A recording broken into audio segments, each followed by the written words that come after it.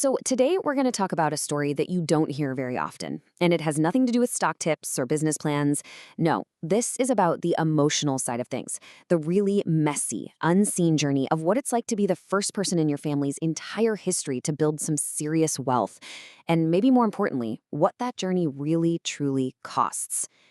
And this quote right here, it's really the heart of the whole thing. It's this idea that you're just pushing forward, you're growing, you're working, and then one day, you hit something, a barrier. A barrier you never even knew was there.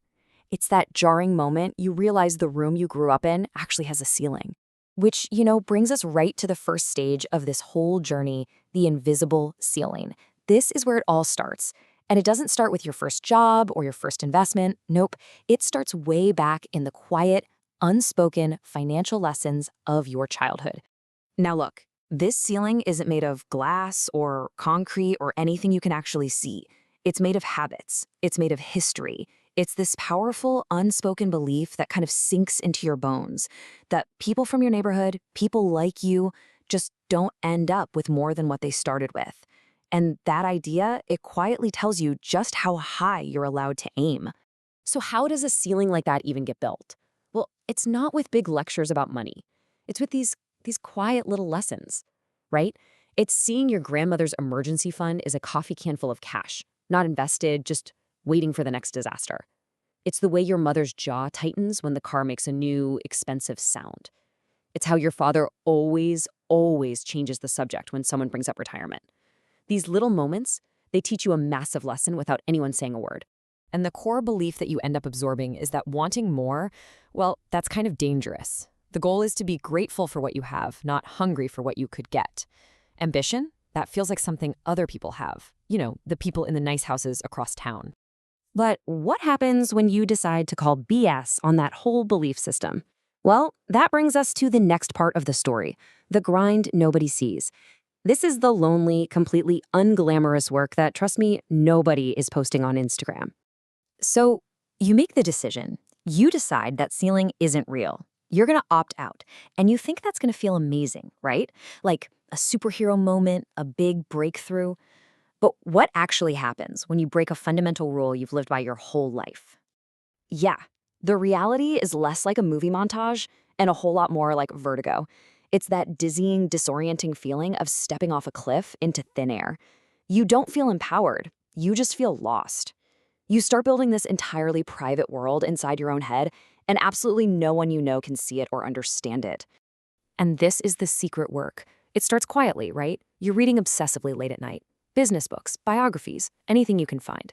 Then you try your first thing, a little side project, an online store, and it just completely bombs.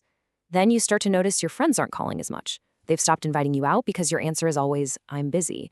And all the while, you're getting those heavy, well-meaning questions from your family, like, so when is this little hobby going to be a real thing? They're just scared for you.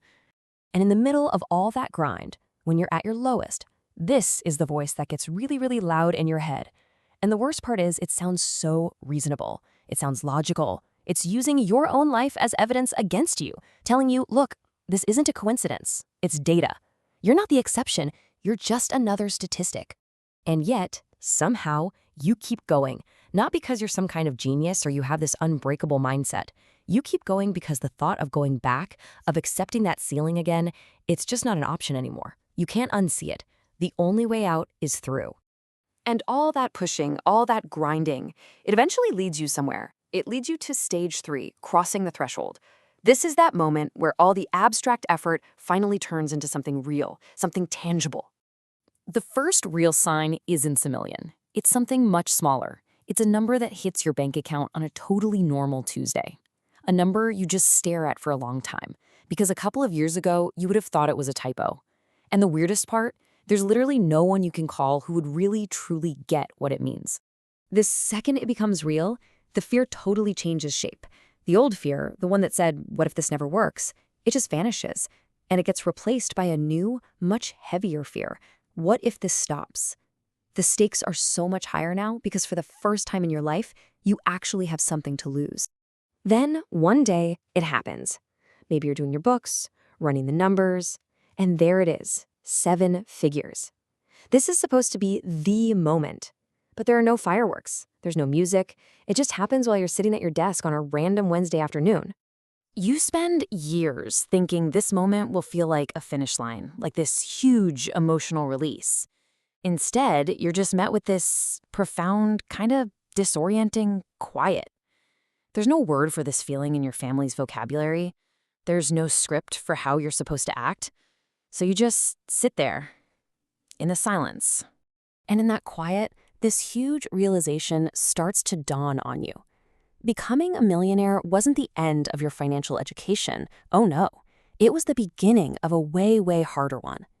All your old money problems are gone, sure, but now they're replaced by these complex challenges you have zero training for. Suddenly you have to figure out things like capital gains tax and asset protection, and what the heck an irrevocable trust even is. You've just graduated to a whole new curriculum, and there's no one to teach you. Because hitting the number isn't the end of the journey. Now you have to learn how to carry it. And that brings us to our final section, the weight of first, and all the long-term consequences of finally crossing that threshold. A new kind of gap starts to form between your world and the world of the people you love. Your day-to-day anxieties are now about things like tax structures and investment vehicles. Meanwhile, their worries are still about the car making that weird noise or how to get through a tight week. It's a gap in experience, and it creates this new, quiet kind of distance. And that distance, well, it comes with some serious hidden costs. It's losing friends who aren't even leaving you.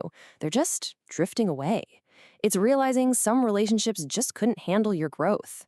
It's that very specific, sharp guilt you feel, watching your family still stress about money, knowing you could fix it, but you have no idea how to do that without changing your entire relationship forever. And of course, it's the heavy weight of suddenly becoming the reluctant financial expert for everyone you know. Ultimately, it all boils down to this. You are the first one. And that means there's no map. There's no one ahead of you to ask for directions. You're not just living in the house you built, you're having to draw the blueprints for it at the exact same time. And this is when you finally realize what generational wealth actually is.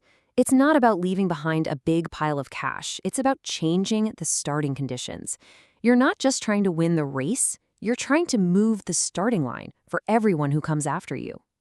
And that right there, that is the profound, selfless victory of this whole insane journey. The kids who come after you, they will grow up in a room where that ceiling you fought so hard against, it just doesn't exist for them. They'll look up, and all they will see is open sky, and that is the entire point of the grind. So, to leave you with one final thought, this journey, it was never really about escaping your past. It was an act of construction. You didn't just break the ceiling that held your family back for generations. You took all that broken rock and rubble, and you made it the floor for everyone who comes next.